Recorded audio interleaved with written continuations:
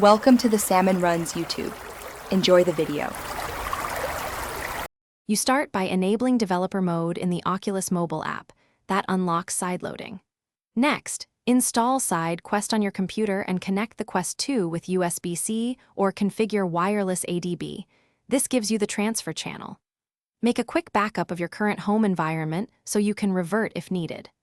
Once connected, verify the device shows as one device inside Quest. That confirms the link and lets you install custom environment packages safely and reliably.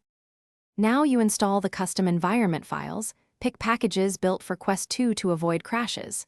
Inside Quest, drag and drop the app or use the ADB install option. This pushes the app into your headset.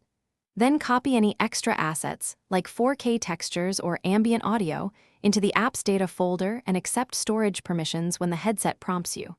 Make sure to watch for errors during install. If SideQuest reports missing dependencies, pause and resolve them before continuing, because that prevents runtime. Finish by selecting the new home environment in headset settings under Experimental Features or the Custom Home selector. That registers the environment as active. Restart the Quest 2 to ensure shaders and audio load cleanly, then inspect lighting, object scale, and controller interaction to confirm everything feels right.